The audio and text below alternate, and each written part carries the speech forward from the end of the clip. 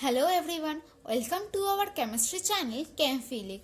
In the previous video, we have discussed some standalone MCQ and assertion reason questions on this chapter, metals and non-metals. The link is given in the description box. So please go through it. Today we are going to discuss some case study based question on this chapter. So let's get started. So here, this is the first question for you. That we have oxide of phosphorus and calcium in two bottles, A and B, but unlabeled. Water is added to each bottle and checked. After that, litmus paper was added in two bottles separately. So litmus turned to red in bottle A and blue in B. So now label the bottle A and B. That means in which phosphorus and in which calcium is present. And write down the formula of oxides and their reaction with water. Okay, so we have two oxides, one for phosphorus and another is for calcium in two bottles A and B, but these are unlabeled. So we are adding water in these bottles and then checked. Okay, so please write it down that what is the oxide of phosphorus? Phosphorus. What is the electronic configuration? Total 15 electrons are there. Electronic configuration is 2, 8, 5. So 5 electron is there in the outermost shell. So it may take up 3 more electrons, and if it takes 3 electron, then what it will be? It will be then 288, and gain of electron means you know that non-metals gain electrons. Okay, these non-metals they gain electron. Now this non-metallic oxide, the non-metallic oxide, they are acidic in nature. So I am writing one oxide of phosphorus, that is P2O5. Okay, now when it will react with water, we will get phosphoric acid H3PO4. Okay, now I am balancing this equation. So we will get H3PO4. Now H3PO4 will undergo ionization in aqueous solution to give us 2H plus ion and this H2PO4 minus. Okay, so from so we will get 2H plus and 2H2PO4 minus ions.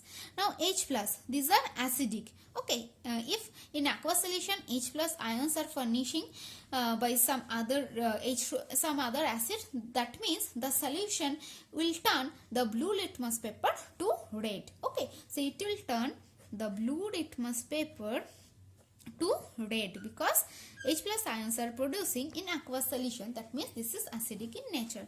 Now for calcium, total number of electron is 20. So configuration is 2, 8, 8, 2. Now if it loses the 2 electrons from its outermost shell, then it will be 2, 8, 8. So loss of electron means they are metals. Loss of electron means they are metals. And these metallic oxides, these are basic oxide. Metallic oxides are basic oxide. So I am writing one oxide of calcium.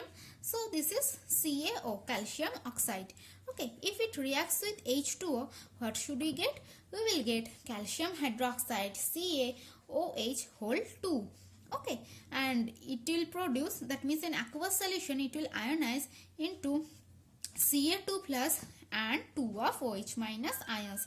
So in aqueous solution, what you will get? You will get 2 of OH minus ions. OH minus ions we are getting in aqueous solution. That means this is basic in nature. Okay, and you know that a red litmus paper will turn to blue in the basic solution. Understand? So what should be there in bottle A? Because bottle A, this line, after that litmus paper was added in two bottles separately. So litmus turned to red in bottle A. Litmus turned to red in bottle A. That means in bottle A, obviously phosphorus is present. Okay. So in bottle A, what is present? That is phosphorus. Okay. And in bottle B, blue in B, litmus turns blue in B. So blue in B, that means in B, bottle B, calcium is present. Okay. So now move to the next question.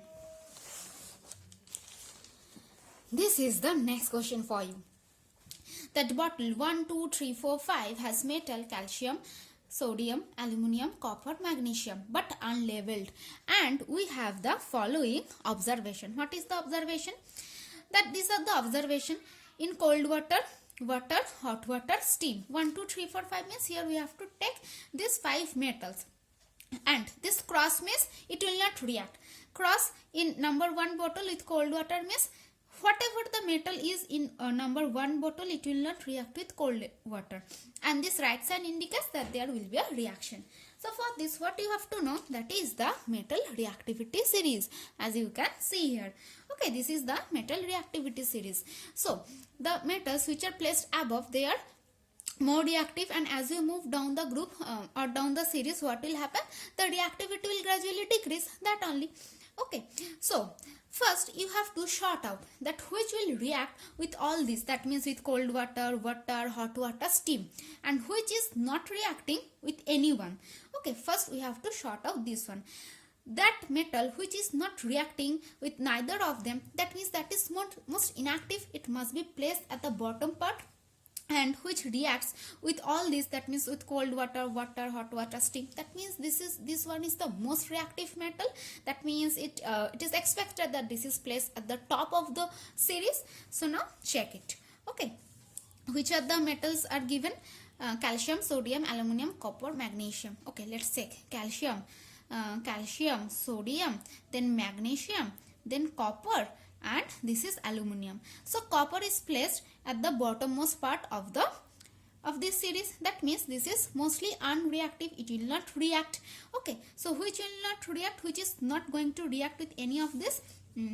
This one. Okay, that means this cold it will not react with cold water, water, hot water, and steam. So this must be copper. Okay, this bottle 1 must contain copper. Now the next one, that which is reacting in bottle T, this is reacting with all of this. So now check, that means this must be the most reactive metal. So between all these 3, which one is the most reactive? This is sodium. Okay, sodium. That means it will react with cold water, water, hot water, and steam. So this bottle 3 must contain this sodium, Na. And now we have to check this 3 is left, that bottle 2, bottle 4, and bottle 5. So you know that this bottle 1 which contains copper, this will not react neither with cold water, water, hot water, and steam. So move to the next. Now this is reacting, this is not reacting with cold water, but this is reacting with water, hot water, and steam. That means this is not, whatever the metal is in bottle 2, this is not as much reactive as sodium, because sodium reacts with cold water, but the metal in the bottle 2, this is not reacting with cold water. So the reactivity is obviously less to that of sodium, but obviously there is a sufficient reactivity. So now check it from this metal reactivity series, that what it should be. The sodium already you have done. Yes. So calcium is there. After sodium, calcium is there. That means the reactivity is less as that to that of sodium. That is why calcium is not reacting with cold water. So bottle 2 must contain the calcium. Now move to the next part, that which is reacting with 2 of them. That means bottle 4. Okay, whatever the metal is bottle 4, this is reacting with hot water and with steam. That means again the reactivity should be decreased as compared to calcium. So calcium 2 we have done. Now check what it should be. It must be magnesium, because magnesium is placed below calcium. Okay, that means reactivity is further less as compared to calcium. That is why magnesium is not reacting with cold water and water. Okay, but it is reacting only with hot water and steam. So in bottle 4, this must be magnesium. Okay, so only 1 is left. You may write it down, but again there is a logic. Okay, that this metal, the metal what is placed in bottle 5, okay, this is reacting with steam only. That means most vigorous condition is required here. That means the reactivity is least. Now check it, that what should be what it should be. It must be aluminium. Even it is placed below magnesium, the reactivity gradually decreases. So it will not react with cold water, and even with hot water. Only with it will react with steam. Okay, so bottle 5 must contain aluminium. Okay, hope you understand. Then move to the next question. This is the next question. That a metal wire is burnt in oxygen chamber with white flame. After completion, we get a white powder which when dissolves in water turn red litmus to blue. So what is the metal? What is the formula of the oxide? And why litmus paper turns into blue? So if some metal is burnt in oxygen and produces white flame, then this is magnesium. So the metal, answer of number 1 is magnesium, Mg. Understand? Now Mg, you know that 12 electrons are there. So what should be the configuration? It will be 2, 8, 2. So 2 electron is there in his valence shell. It will lose 2 electron. Then it will form Mg2+. Understand? And you know that oxide we have to produce. Oxide means this is O2-. So how to find it? That what is the formula of the oxide with the crisscross valency method? So this is magnesium. Okay, the valency is +2. This is oxide, valency is -2. Okay, so now crisscross method we will follow. So what are you getting? Mg2O2 in mode form. That means you will not consider this positive and negative charges. Okay, you will not consider the charges, only the magnitude you will take. Now these are 2 and 2, so we have to divide them by their LCM. LCM is again 2. So if we divide 2 with 2, you will get 1. So the formula of this oxide is MgO only. And the last part, that is why litmus paper turns into blue. Okay, so this is magnesium, and magnesium will lose 2 electron. Now if it loses 2 electron, that means this is a metal. Okay, so metallic oxides, these are basic in nature. Metallic oxides are basic in nature. And how? Magnesium oxide, MgO is there. It will react with H2O, water. What we will get? We will get magnesium hydroxide, MgOH2, which in aqueous solution will ionize into Mg2+, and OH- ions. As because in aqueous solution it furnishes OH- ion, that means this is basic in nature. Okay, so this is basic in nature, and you know that the basic solution, that the litmus paper turns into blue in basic solution. Understand? So this is the reaction, and this is the reason that why the litmus paper turns into blue, because this is a basic solution. In aqueous solution it will produce OH- ions. Now move to the next question.